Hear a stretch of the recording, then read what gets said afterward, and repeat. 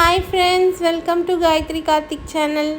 நம்ம வீடியோ போட்டு ரொம்ப நாள் ஆச்சு, 10 நாளுக்கு மேலே ஆயிடுச்சுன்னு நான் நினைக்கிறேன். கொஞ்சம் பிஸி ஆகிட்டேன் நான், அதனால தான் என்னால் வீடியோ போட முடியல.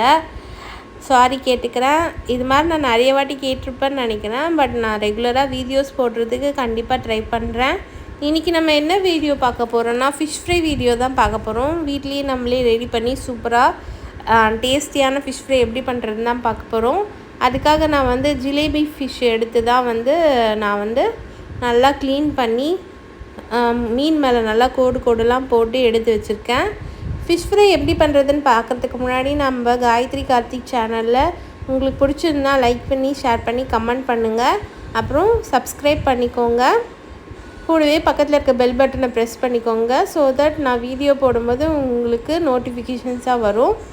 ஃபிஷ் எல்லாம் நல்லா க்ளீன் பண்ணி எடுத்து வச்சுக்கிட்டாச்சு. மசாலா எப்படி ரெடி பண்ணுறதுன்னு பார்க்கலாம். ஒரு மிக்ஸி ஜார் எடுத்துக்கிட்டேன். அந்த மிக்சியில் பார்த்திங்கன்னா ஒரு முழு பல்லு பூண்டு எடுத்துக்கிட்டேன். அதை விட கொஞ்சம் அதிகமான இஞ்சி எடுத்துக்கிட்டேன். இப்போ அது கூடயே பார்த்திங்கன்னா நான் பவுடராக போடுறேன். நீங்கள் வேணால் மிளகா, தனியா அந்த மாதிரி கூட யூஸ் பண்ணிக்கலாம். ஃபஸ்ட்டு நான் என்ன பண்ணியிருக்கேன்னா, சில்லி பவுடர் 1 டேபிள் ஸ்பூன் போட்டுக்கிட்டேன். மஞ்சள்தூள் ஒரு 1/2 டேபிள் ஸ்பூன் போட்டுக்கிட்டேன். தனியா பவுடர் பார்த்திங்கன்னா ஒரு 1.5 டேபிள் ஸ்பூன் போட்டுக்கிறேன். கரம் மசாலா ஒரு 1/4 டேபிள் ஸ்பூன் போட்டுக்கிறேன். ஜீரகத்தூள் ஒரு 1/4 டேபிள் ஸ்பூன் போட்டுக்கிறேன். இதெல்லாம் சேர்த்து போட்டதுக்கப்புறம் இது கூடவே பார்த்திங்கன்னா காஷ்மீரி சில்லி பவுடர் ஒரு 3/4 டேபிள் ஸ்பூன் போட்டுக்கிறேன். இதில் காரம் அவ்வளோவா இருக்காது. கலருக்காக நான் இந்த காஷ்மீரி சில்லி பவுடர் போட்டுக்கிறேன். இது கூடவே பார்த்திங்கன்னா கார்ன்ஃப்ளவர் மாவு 1 டேபிள் ஸ்பூன் அளவுக்கு நான் சேர்த்துக்கிறேன். 1 டேபிள் ஸ்பூன் அரிசி மாவு சேர்த்துக்கிறேன். நீங்கள் இந்த மாதிரி சேர்த்தும் அரைச்சிக்கலாம். அப்படி இல்லைன்னா காஞ்ச மிளகாய், தனியா 1க்கு 1.5 பங்கு தனியா எடுத்து தண்ணியில் ஊற வச்சு அதையும் அரைச்சி நீங்கள் சேர்த்துக்கலாம். இது கூட சீரகம், சோம்பு, பட்டை வகையெல்லாம் போட்டு நீங்கள் அரைச்சி எடுத்து வச்சுக்கிட்டிங்கன்னா பயங்கர டேஸ்டியாக இருக்கும். இப்போ நான் அரைச்சி ஓரமாக வச்சுட்டு நம்ம ஃபிஷ் எடுத்து வச்சுருக்கோம்ல, அதில் ஃபஸ்ட்டு சால்ட் போட்டுக்கிறேன். சால்ட் போட்டு நல்லா பிரட்டிக்கிறேன் மீனை. இந்த மாதிரி நீங்கள் நடுவில் கட் பண்ணும்போது நல்லா மசாலாலாம் மீனுக்குள்ளே நல்லா ஊறும். இந்த மாதிரி எல்லா இடத்துலையும் உப்பு ஃபஸ்ட்டு போகிற மாதிரி தடவி எடுத்துக்கலாம்.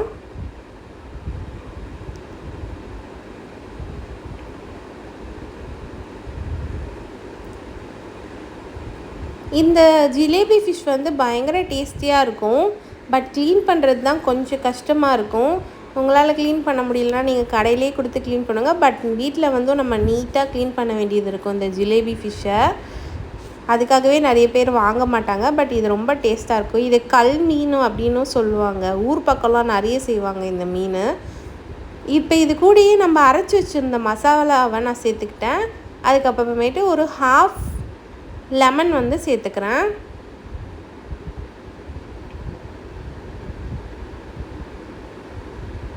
இந்த மசாலா நான் போட்டிருக்க மசாலா பார்த்திங்கன்னா 1 கிலோ மீன் அந்த மாதிரி தான் இருக்கும். எல்லா மீனுமே மீடியம் சைஸ் மீன் தான். ரொம்ப பெருசும் கிடையாது, ரொம்ப சின்னதும் கிடையாது. மீடியம் சைஸ் மீன் தான். இந்த மாதிரி லெமனையும் நல்லா புழிஞ்சு விட்டுட்டு கொட்டையை இருக்குது, அதனால் நான் அதை எடுத்துடுறேன். ஏன்னா நல்லா ஃபிஷ்ஷு சாப்பிடும்போது அந்த ஒரு கொட்டை மாட்டுச்சுன்னா இருக்கிற எல்லா டேஸ்ட்டுமே போயிடுங்க. அதனால் இதெல்லாம் கொஞ்சம் பார்த்து கவனமாக பண்ணுங்கள். இப்போ இந்த ஃபிஷ்ஷு, லெமன், ஆல்ரெடி சால்ட்டு போட்டு நம்ம பரட்டிட்டோம். இப்போ இது எல்லாத்தையும் மீனோடு சேர்த்து நல்லா பரட்டி வைக்கலாம். ஒரு மீனை எடுத்து பொறுமையாக இந்த மாதிரி ஃப்ரண்ட்டு, பேக்கு, அப்புறமேட்டு நம்ம கட் பண்ணி வச்சுருக்க ஓட்டைக்குள்ளே அந்த மாதிரிலாம் தடவிக்கோங்க. அப்புறம் இதுக்குள்ளேயும் போட்டுக்கோங்க. இந்த மாதிரி எல்லா ஃபிஷ்ஷையும் மசாலா தடவிட்டு சூப்பராக நம்ம எடுத்துடலாம். எடுத்து அதை ஃப்ரிட்ஜில் பார்த்திங்கன்னா ஒரு 1 ஹவர் வந்து மினிமம் 1 ஹவர் வந்து நீங்கள் ஃப்ரிட்ஜில் வைங்க. மேக்ஸிமம் ஓவர் நைட் வச்சுக்கலாம். பயங்கர டேஸ்டியாக இருக்கும். அதுக்கப்புறம் அந்த ஃபிஷ்ஷு நல்லா ஊறி அதுக்கப்புறமேட்டு தவா ஃப்ரை தான் பண்ண போகிறேன். ஷாலோ ஃப்ரை பண்ணுறவங்க பண்ணிக்கலாம், ஆயில் ஃப்ரை பண்ணுறவங்களும் பண்ணிக்கலாம். நான் தவா ஃப்ரை தான் இன்றைக்கி பண்ணேன்.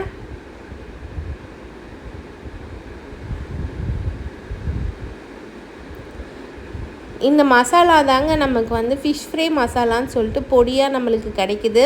நம்ம அந்த பொடியை வாங்கிட்டு இஞ்சி பூண்டு பேஸ்ட்டு போட்டு மிக்ஸ் பண்ணிவிட்டு அதையே நம்ம பரட்டி பொரிச்சு எடுத்துக்கிறோம். நம்ம இதை மொத்தமாகவே வீட்லேயே வந்து பொடியாகவே ஒன்று ஒன்றா சேர்த்து மசாலாவாக ரெடி பண்ணிவிட்டு இதை வந்து சேர்த்துக்கிறோம்.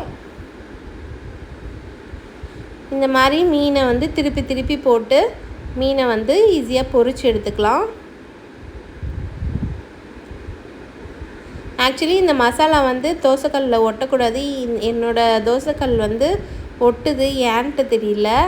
நீங்கள் வந்து வீட்டில் ட்ரை பண்ணி பாருங்கள், இந்த மசாலா ஒட்டாது. ஃபைனலி ஃபிஷ் ஃப்ரை வந்து திருப்பி போட்டு ரெடி பண்ணியாச்சு.